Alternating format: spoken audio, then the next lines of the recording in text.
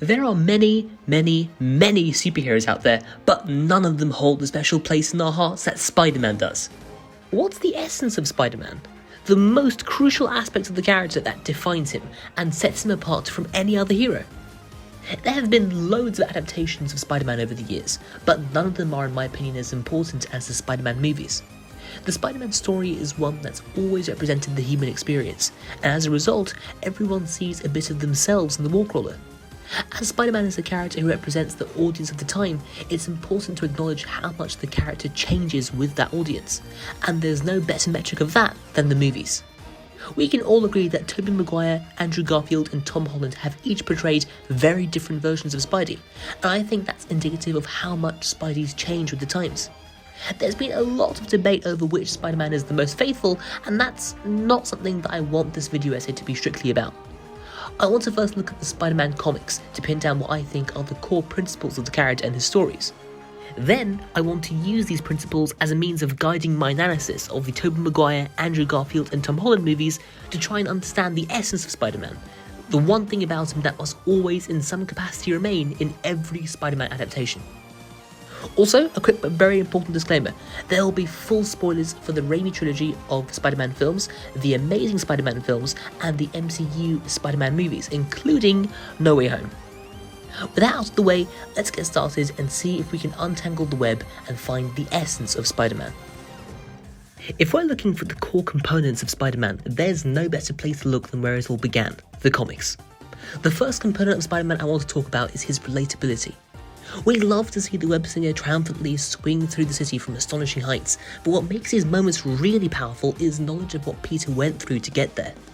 Spider-Man's life of heroism isn't easy. Whether he's foiling the master plan of Dr. Octopus or trying to ask MJ out on a date, Peter really transparently struggles with his dilemmas in ways that we recognise and connect with. When Spider-Man first debuted in comics, superheroes were something to aspire to, but not something to see yourself in. Nothing about them was relatable. They never ran out of money or struggled with the burden of their responsibility. They just took down the bad guys, saved the day, and did it again. Spider-Man is the opposite. He's one of Marvel's most versatile heroes, yet he's still vulnerable to everything we're vulnerable to. He's dealt with money problems and relationship problems in his personal life, and those problems are often the result of a Spider-Man problem that he's had to deal with first. Spider-Man's almost constantly under the pressure of his personal and superhero life, but he always finds the strength to triumph over it and keep going. Spider-Man's not a hero because he's invincible. He's a hero because whenever he falls, he finds the strength within himself to get back up, and in doing so, he inspires us to do the same.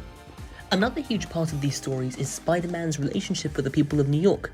Let's call this aspect neighborhood. Spidey's most famous title is the Friendly Neighborhood Spider-Man, and that means something. Sure, Spider-Man's gone beyond the scope of his neighborhood many times, like when he took on the might of an eternal cosmic entity called the Phoenix Force that had possessed the X-Men, or when he led the charge against a family of energy vampires in a war that included other versions of himself from across the multiverse. He's even been a member of both the Avengers and the Fantastic Four, but no matter how many times he's fought to save the entire universe, he's never forgotten to do what he can to help fix small-scale problems that affect people rather than entire planets. Even when the Daily Bugle turns public opinion against him, Spider-Man's loyalty to the neighborhood is unwavering, and that's one of the most appealing parts of the character. The last component of Spider-Man I want to talk about is responsibility and sacrifice. Spider-Man's "with great power comes great responsibility" mantra always forces him to sacrifice the happiness he can find in his private life so that he can do what's right. If the cost for Spider-Man's success is a loss for Peter Parker, Peter will always pay that price. There's a selflessness to Peter's existence that no other superhero comes close to matching, and that's one of the best traits of Spider-Man and his stories. Now that we have a firm understanding of what makes Spider-Man Spider-Man, it's time for us to revisit every Spider-Man movie, starting with the Raimi Trilogy and ending with No Way Home, to see if we can pin down the essence of Spider-Man, the one thing that has to stay the same in the Spider-Man adaptation. Okay, before we begin with an objective analysis, let me just gush for a second and get it out the way. These movies are awesome and I love them.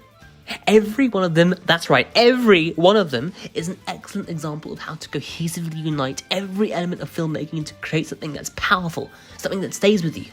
There's the amazing cast, fantastic costume design, the eternally empowering score, the perfect mix of practical effects and CGI, the incredible set pieces. These movies are amazing. Okay, now we can objectively analyse them and see how they make something that's true to the spirit of Spider-Man. Let's start with Peter Parker. Peter in these movies is immensely relatable. His characterization is perfect, and that's in large part due to Tobey Maguire. He plays Peter as a very humble, understated character. He's always a little awkward, but the kindness of Peter Parker shines through that. When he's Spider-Man, he's a lot more confident, but he's still accessible like Peter always is, and that makes him relatable even when he's swinging from skyscrapers.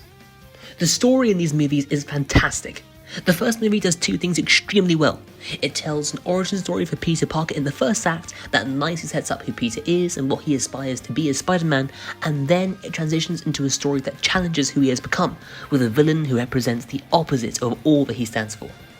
The movie really nicely captures every dimension of the struggles Peter Parker experiences in his double life. As Peter, he takes on the challenge of navigating through his last year of high school, his feelings towards the love of his life, Mary Jane, and the loss of Uncle Ben. As Spider-Man, he struggles with the weight of his new responsibility and the threat of the Green Goblin, a villain that will stop at nothing until he's undone Spider-Man's resolutions to be a hero. The best Spider-Man stories in the comics are the ones that find ways to intersect the lives of Peter Parker and Spider-Man to present Spidey with the greatest challenge possible, and the Green Goblin does this perfectly in this movie. He attacks Peter's convictions by going after his friends, his family, even going so far as to force him to choose between saving MJ or a group of children. Peter's final fight with the Goblin's even better. Peter discovers that the Goblin is none other than Norman Osborn, the father of Peter's best friend. The resolution to their battle is Peter saying this: I have a father. His name was Ben Parker. This is a brilliant climax of this fight. Peter's not only resolving his own feelings of guilt for renouncing Uncle Ben earlier in the movie, he's also rejecting the Goblin's evil ideology by reaffirming his commitment to Ben's ultimate lesson: with great power comes great responsibility. In this moment, Peter Parker and Spider-Man are united, and with both halves of himself fully unified against Norman, Peter defeats him. This movie brings to life the struggle Peter experiences, balancing his lives as Peter Parker and Spider-Man, making him a hero that we can relate to. But it also shows us that Peter can conquer those struggles and become a hero strong enough to defeat monsters like the Green Goblin. After seeing him deal with relatable struggles that we can understand, this victory feels like something that we can aspire to too, if we show the same heroic resolve that Peter has. This movie perfectly harnesses the power of Peter Parker's relatability to create a Spider-Man story that's as empowering as it is exhilarating. This movie perfectly captures the responsibility and sacrifice aspects that comes with being Spider-Man in its ending. The film's ending is all about the sacrifice that makes Spider-Man who he is. The whole movie's built up Peter's connection to MJ as his pure, beautiful love, but he doesn't allow himself to share this with her. It's a moment that's undeniably tragic, but we understand. These are the sacrifices Peter must make to be Spider-Man. The movie transitions into a final triumphant swing, with the brilliant score amplifying the awe of the on-screen spectacle and bolstering the point that with great power comes great responsibility. Spider-Man 2 does an excellent job at evolving the ideas we see here. Whilst the first movie was about making Peter understand what it means to be Spider-Man, the second movie is all about Peter coming to terms with that. At the start of Spider-Man 2, Peter's really starting to get worn down by his dual existence, to the point where his powers are fading away, as he doesn't want to be Spider-Man anymore. We see him abandon his mission in an attempt to find some peace as Peter Parker and only Peter Parker, but Peter is later forced to confront that the world needs Spider-Man, and he needs to sacrifice everything he wants to be what everyone needs. The movie's villain, Dr. Octopus, is a great foil to Peter. He is going through the same struggle himself, even before he is corrupted by the influence of the arms. He feels that it is his responsibility to use his intelligence to help people with his scientific innovations, but he's also tempted by the promise of the power that only he can unleash. Both characters go on opposing arcs, with Peter coming to terms with the sacrifices he has to make, and Otto rejecting the responsibility that comes with power. Spidey and Doc Ock fight a number of times, and they're all incredible, especially this one, but he only defeats Otto when he reminds him about the sacrifice and responsibility that comes with being a hero.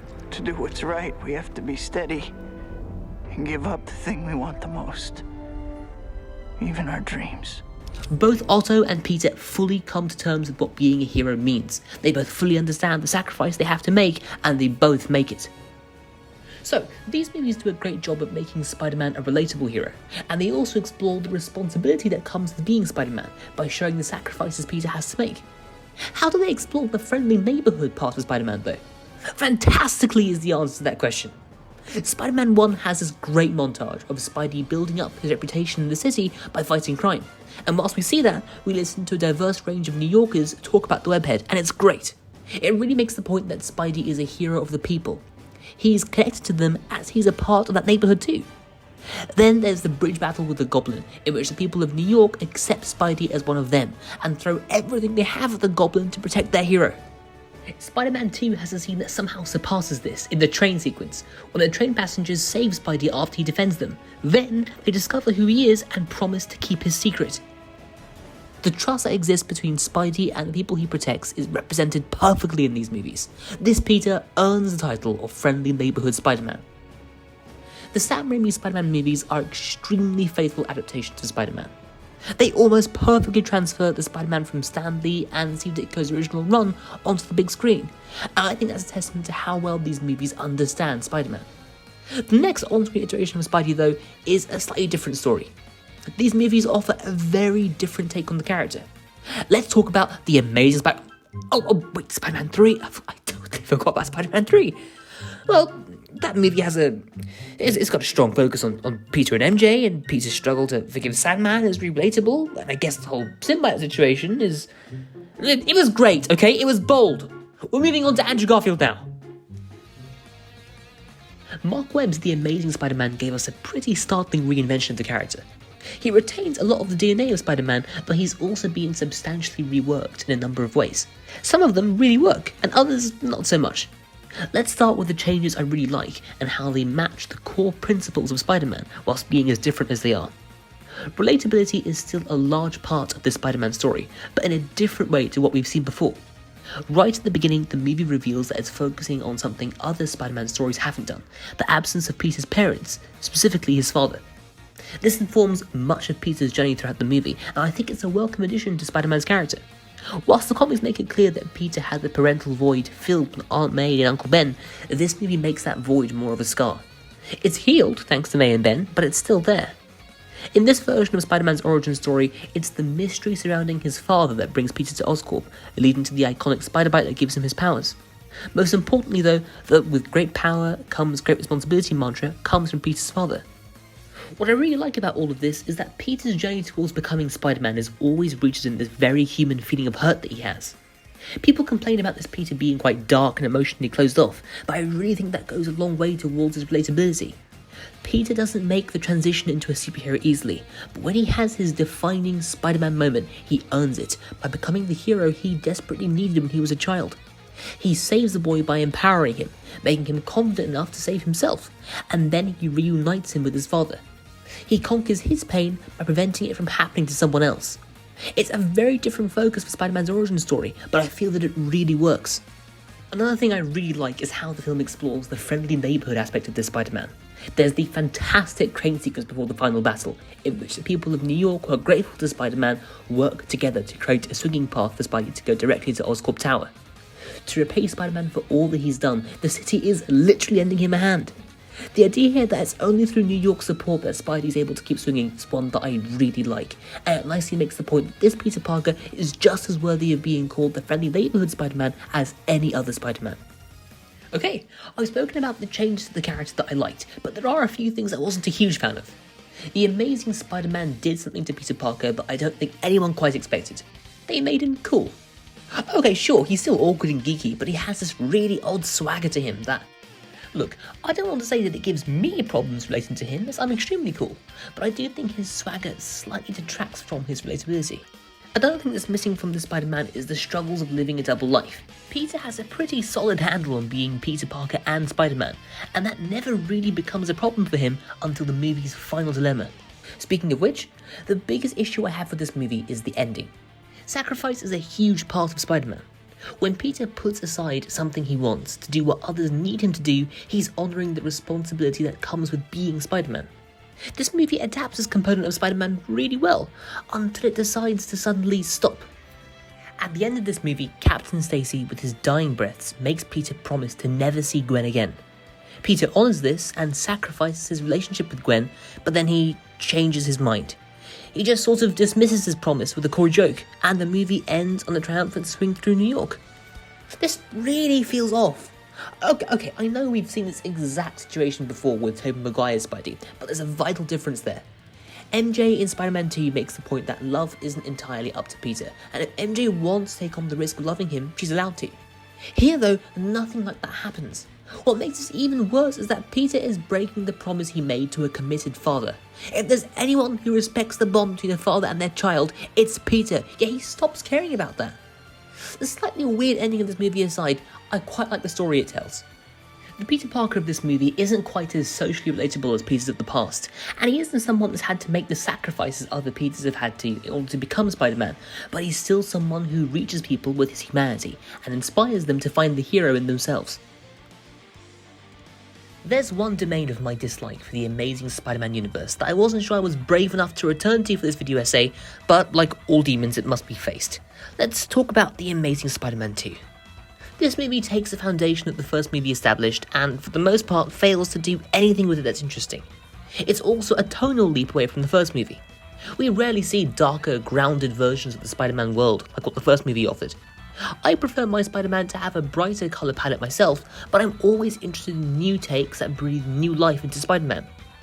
Instead of showing any kind of artistic integrity and sticking to this vision though, this movie abandons it in favour of something that is fundamentally at odds with itself, struggling to be a compelling love story, a launchpad for plenty of other movies that never saw the light of day, and an interesting Spider-Man story.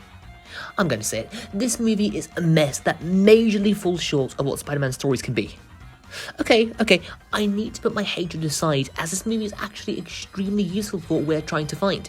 As this Spider-Man movie is definitively the worst... No, not that one. This one is definitively the worst one. It gets a lot wrong about Spidey, but it's not a complete failure. Hopefully, in studying what this movie got wrong, we can get a much clearer idea of what Spider-Man adaptations need to get right. Right off the bat, Peter Parker's life is almost perfect. Peter doesn't really have any kind of relatable struggle brought on by being Spider-Man. It's a shame, as the last movie's ending made it clear that Peter's managed to establish a pretty fragile balance in his double life. Also, it kind of implied that Aunt May on some level knows that Peter is Spider-Man, which could have led to a really cool and unique tension between the two halves of Peter's life that we don't normally see in Spider-Man movies, but the second movie forgets almost all of this. It presents to us a Peter who doesn't really bear the burden of his dual existence. He does Peter stuff and Spidey stuff, and it just works out.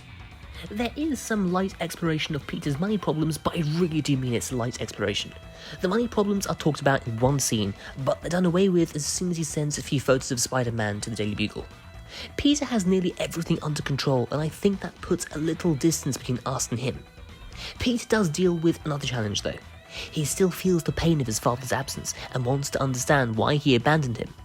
The movie provides an answer to that question, and I hate it very much. Peter's father left as his research on cross-species genetics would be weaponized if it fell into the wrong hands. Also, he made sure that the only DNA compatible with the spiders he experimented on was his DNA, meaning that Peter was the only person who could receive powers from the spider bite. This, in my opinion, significantly damages the Spider-Man origin story. Peter's powers being an accident is extremely important. He's not in any way predestined for them. He is an ordinary person who finds the potential within himself to become a hero, and that's a huge part of what makes the story of Spider-Man a universally appealing one. This change to the narrative makes Peter Parker a chosen one of sorts, and that's the opposite of who he is. In the spirit of fairness, I've got to talk about what this movie does well. For all its faults, the movie handles Gwen Stacy's death really well, exploring the sacrifices that come with being Spider-Man and Peter's responsibility to persevere through that pain and keep going. The death of Gwen Stacy is extremely painful to watch. The whole sequence plays out in excruciatingly slow motion, making you stay in this feeling of desperation for as long as possible.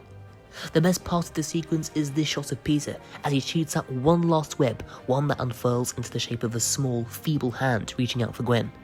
It catches Gwen too late, and Peter's left with a devastating loss. The aftermath of this is really moving too. Peter loses his drive to be a hero, and it's only when he listens to Gwen's valedictorian speech about the value of life and how a life lived truly is never a life wasted that he's inspired to take on the mantle again and return as Spider-Man. This part of the story is handled really well, and I have to commend it for that. It restores to this Spider-Man a core aspect of the character that completes him: sacrifice. The other aspect of this movie I quite like is its presentation of Peter as a friendly neighbourhood Spider-Man. There are plenty of small moments of Peter interacting with the people of New York, like this one, that feel like they've been directly lifted from the comics. But the one I want to focus on is this. This kid's surrounded by a group of bullies until Spider-Man shows up and sends him running. He talks to the child, fixes his science project, and makes him realise that his talents are amazing and he should be proud of what he can do. This moment's super sweet, and it's a great friendly neighbourhood moment for Spider-Man.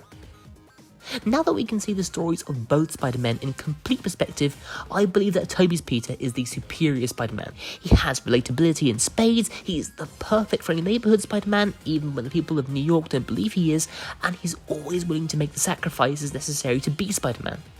Andrew Garfield's Peter is great too, but he's held back a little in the relatability category by writing that makes him super overconfident in the first movie and the chosen one archetype in the second movie. We're definitely closer to narrowing down the essence of Spider-Man, but I don't think we're quite there yet. To complete our understanding of what makes Spider-Man Spider-Man, we're going to have to take a look at the movie adaptation that arguably changed Spider-Man the most, the MCU Spider-Man. It's finally time to talk about our modern era Spider-Man, Tom Holland. I think out of all the Spideys, he's easily been the most divisive. Whilst past Spider-Man movies have been a little impatient with Spider-Man's early years, this era of Spider-Man is completely dedicated to telling a long-form coming-of-age story for Peter Parker, and the way that's panned out has earned a lot of praise, but also a fair amount of criticism. We first meet Tom Holland's Peter in Civil War. We get to know him as a pure-hearted kid who understands the importance of using his gifts for the greater good, but he happily joins an extremely complicated conflict without asking any questions and immediately falls under Iron Man's wing. It's a little odd that Peter displays absolutely zero agency here, but this isn't his story, so we can forgive that. This is only a small introduction to Peter. We don't get to really know him until Spider-Man Homecoming. Homecoming comes really close to fully capturing the essence of Spider-Man, but it doesn't quite get there. We of course have to start with Tom Holland's Peter Parker. I grew up with the Raimi movies, but I have to say that Tom, to me, fully embodies Peter Parker. In this story, Peter already has his powers, he's equipped with a pretty strong sense of responsibility, and he has his Spider-Man suit, but unlike the other Spider-Men when they got to this stage, he doesn't really have any direction for what he needs to do. He's not actively pursuing criminals, he's patiently waiting for a new mission to be given to him by Tony Stark. I actually really like this. This is a pretty big change to Peter already, but I feel like it makes sense. The Marvel team really wanted Peter to feel like an authentic kid in this movie, who has a naive, romantic notion of what being a hero means, and that's a great way to start Peter's journey. It goes a long way in making Peter relatable too. Speaking of relatability, Tom Holland really makes Peter Parker relatable in his own way. He plays Spidey fantastically. He authentically conveys this youthful enthusiasm to do good, but he also has a natural sense of when to tone that down and let Peter be a character rather than a caricature. Another part of Tom Holland's performance that I love is the physicality of this Spider-Man.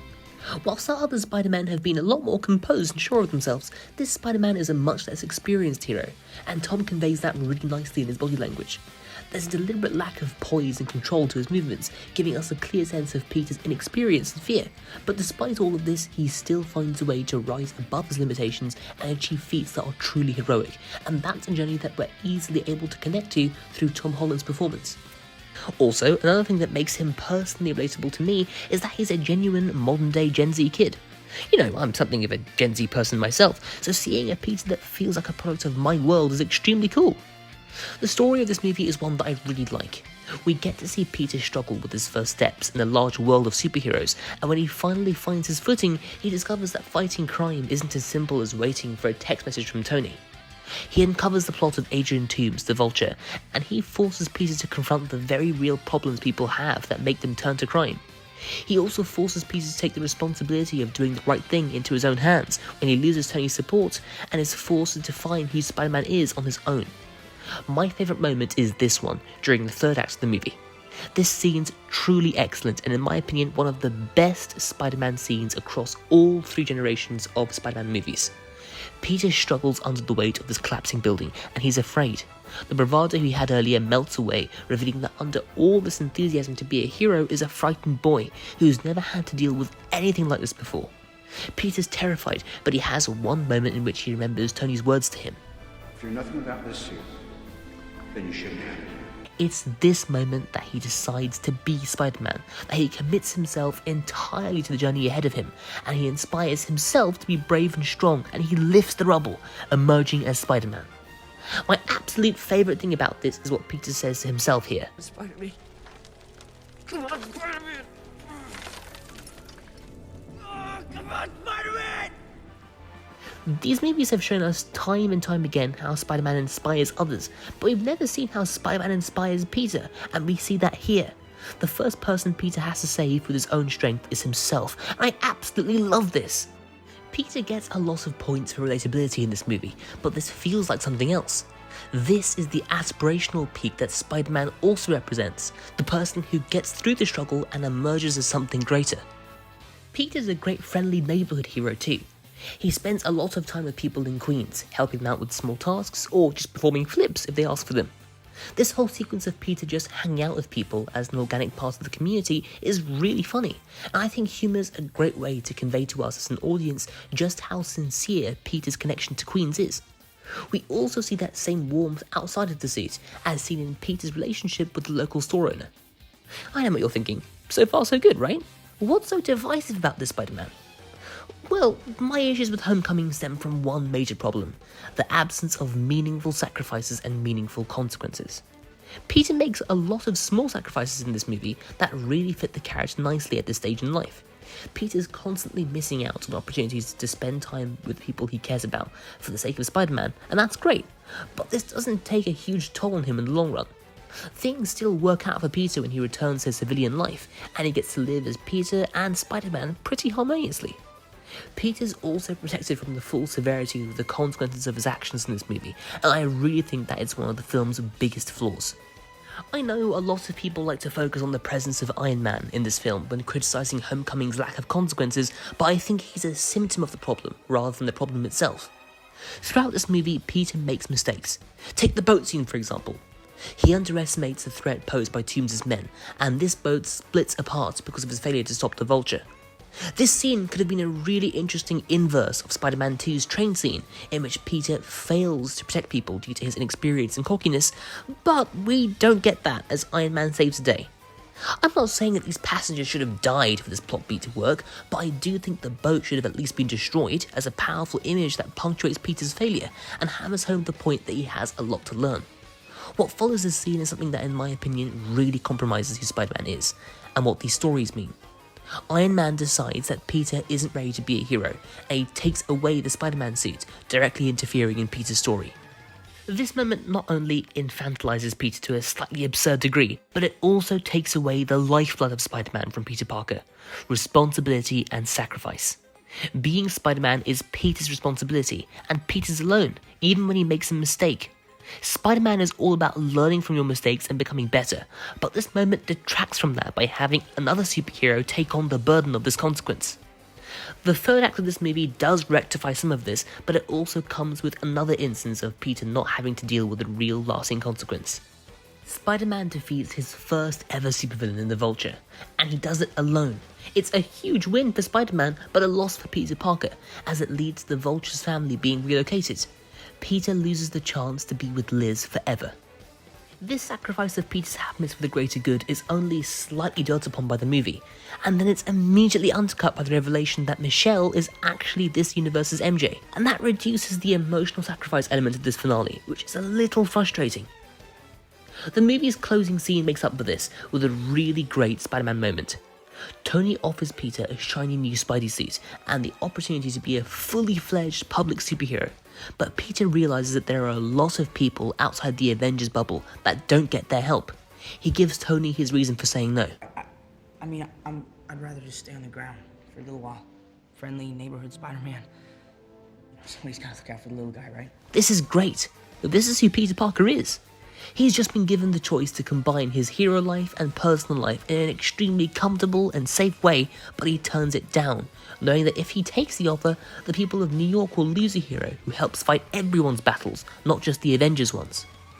So far, MCU Spider-Man is ticking quite a few boxes on the old criteria. He's really relatable, making his hero's journey one that we can see ourselves in, and he's a true friendly neighborhood Spider-Man, putting the needs of his community before anything else. But he hasn't been given the chance to carry his responsibility himself and deal with real sacrifices. That held this movie back and made it feel like it was almost there, but it still had a way to go before it really felt like an authentic Spider-Man story. Nonetheless, this movie was a great foundation for Peter's full progression into the hero we know and love, so all Far From Home had to do was build upon this and show us the next stage in Peter's evolution. Yeah, that's what I hoped Far From Home would have done, but I really think it missed the mark. The story of this movie really felt like it was struggling under the weight of the Infinity Saga, almost like it was burdened by a need to close that massive, multi-movie spanning narrative whilst also advancing the Peter Parker story, and I think it buckled under all that weight. This movie's core preoccupation is who will replace Iron Man, and as it goes about answering that question, it forgets about what makes Peter Parker Spider-Man. The relatability of Spider-Man is intact in this movie. Peter is dealing with his grief over Tony, but he's also feeling the immense pressure of being his protege. He's expected to be the next Iron Man, but he's not sure that he can be that. On top of all of that, Peter really just wants to spend time with MJ and reveal his feelings towards her. Character-wise, Peter's more relatable than he's ever been here. Where his relatability starts to wane though, is when the movie tries to present Peter as the next Iron Man. Spider-Man and Iron Man are very different characters. Peter's the working class hero that surmounts every obstacle in his path to be a hero to us all, whilst Tony is someone who soars above his problems, fighting his foes with unrivaled style and swagger. Trying to cast Peter Parker in the same mold as Iron Man doesn't work. I like the idea of Spider-Man filling the void that Iron Man left, but I don't like what this film explores, which is the idea of Spider-Man becoming Iron Man. His big triumphant return out of the despair of the second act and into the third act is dressed up in the Iron Man aesthetic. He's a new Tony Stark and he loses his identity as Spider-Man. The biggest flaw this movie has is its bizarre reluctance to truly test Peter Parker, giving Peter very few opportunities to bear the burden of his responsibility on his own. There are moments in this movie in which Peter gets to really shine and show off his ingenuity and skill, like when he takes on the drones in its amazing bridge sequence, or when he trusts his Spidey sense and tears apart Mysterio's illusion in an incredible display of speed and strength. But these moments are overshadowed by a number of instances in which Peter is helped out of a problem by his friends. I'm not saying that Peter can't ever be helped, as Peter's friends and family are an integral part of Spider-Man stories, but this movie offers him too much help. A lot of people have taken issue with Peter being treated like a child in these movies, but this movie takes it to an absolutely absurd extreme. Peter has a massive support system in this movie. He has the support of shape-shifting Skrulls, the entirety of S.H.I.E.L.D., and endless amounts of Stark tech, a super advanced AI. It's a little ridiculous, right? It is. I understand why the writers gave Peter this gargantuan support system. It's a really convenient way to ensure that Peter is never burdened by too many consequences that might endanger the fragile balance of his life as Peter and Spider-Man.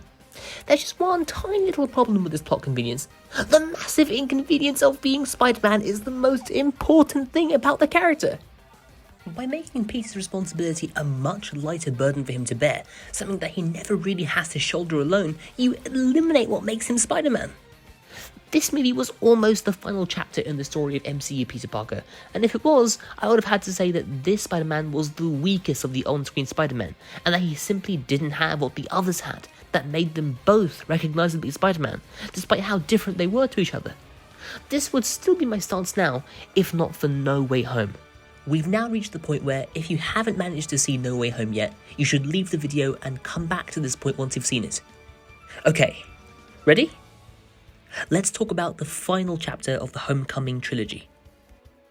No Way Home is an absolute triumph. It's a fantastic celebration of Spidey's cinematic legacy, but it doesn't lose its own identity and echoes of the past.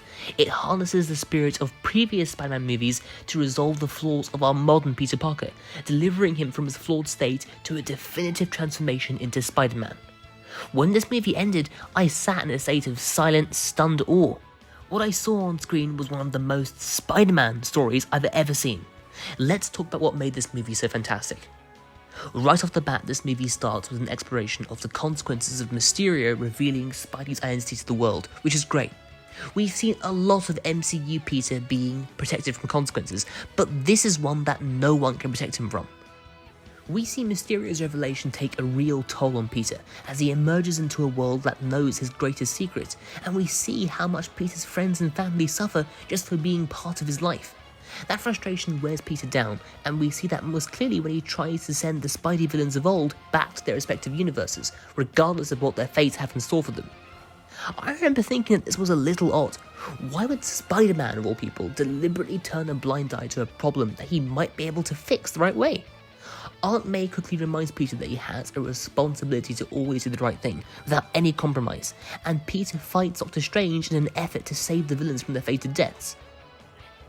Peter's battle with Strange is another excellent step in the right direction for MCU Spider-Man, as we've often seen him be deferential to the judgment and guidance of other heroes, to the point that he has remained entirely oblivious to the wider context of the battles he's been at the heart of. Seeing him take a stand against an older, more experienced hero, as he knows that he has the ability to rehabilitate the villains, and so he must rehabilitate them, is something that I think we've all needed to see from MCU Spider-Man. Peter taking his responsibility into his own hands. This is all really good, but the movie really comes into its own when it tests Peter the most, and that's when the Green Goblin kills Aunt May. Before she dies, she speaks aloud the ethos of Spider-Man, the thing that's driven every version of him across the multiverse, that tellingly we've never heard in the MCU until now. With great power comes great responsibility. Everything about this scene is powerfully tragic, but it's also shockingly familiar. This is Peter's Uncle Ben moment. We all assumed that it happened off screen, so to see it happen here was a shock that amplified the tragedy of the moment. It's after this that we see, oh god, it's still hard to believe that it actually happened, we see Tobey's Spider-Man and Andrew's Spider-Man appear, and the way they're used is as breathtakingly brilliant as their inclusion. They arrive at the moment in which Spider-Man is born, except this time they're there to make sure that Peter isn't alone when he learns the lesson that makes him a hero. They make Peter realise that May's death wasn't in vain, as she's instilled in him the lesson that makes all of them Spider-Man, and the movie explores what that truly means in the best on-screen Spider-Man finale ever. I said it and I stand by it. Peter embraces his responsibility by making the biggest sacrifice Spider-Man has ever made, comics included. He sacrifices every connection he's made as Peter Parker by erasing everyone's memories of him, protecting the ones he loves by leaving their lives forever. Peter considers reminding MJ and Ned of what they've forgotten, but he has a quiet moment, played to perfection by Tom Holland, in which he realises that he has the power to make their lives safe, free of the burden of knowing Spider-Man, and so he has the responsibility to make this real. The movie ends with Peter moving into a small apartment that looks extremely similar to the one from Insomniac's Spider-Man game, and he swings out into a snowy night, wearing a classic red and blue suit that he made himself, fully embodying the essence of Spider-Man, and the movie comes to a triumphant, poignant close. I think we finally found the essence of Spider-Man. We've talked about the importance of Spider-Man being a hero that we can relate to, seeing ourselves in his struggles so that we can see ourselves in his successes. We've seen the importance of Spider-Man being a hero to everyone in the community, showing up to help with the small stuff as well as the much bigger, reality-threatening stuff. We've also talked about the importance of exploring the sacrifices Peter must make to ensure that Spider-Man wins, and the consequences of his actions that Peter must always consider, but No Way Home has made something very clear. Before this movie, MCU Peter embodied the relatability of Spider-Man, and the neighbourhood aspect of Spider-Man quite well, but something felt missing. He didn't completely embody the responsibility aspect of Spider-Man, as he's only ever had to make small sacrifices to be Spidey, and deal with small consequences. When this movie put Peter in a position where he had to give everything up for the greater good, and he did it, I felt like Peter was complete. I started this video essay by outlining what I thought to be the 3 core aspects of Spider-Man, and I think those core aspects are part of the best Spider-Man stories, but No Way Home has made one thing very clear. A Spider-Man adaptation can embody the relatability of Peter Parker, as well as the neighbourhood aspects of the character, but if it doesn't properly explore the sacrifice and responsibility that comes with being Spider-Man, it's failed to harness the heart of the character, the first thing that comes into our minds when we think about Spider-Man. With great power comes great responsibility. Thank you so much for watching. Spider-Man is my favourite fictional character of all time, so making this has been really fun for me, and I hope you managed to feel some of that passion in this video. If you liked what you saw, please consider leaving a like and subscribing to see more stuff like this in the future. Speaking of future videos, if you have any ideas for what you'd like to see me talk about next, please let me know in the comments below. Don't forget to hit that bell icon so you know exactly when the next video is out, and as always, I'll see you all in the next one.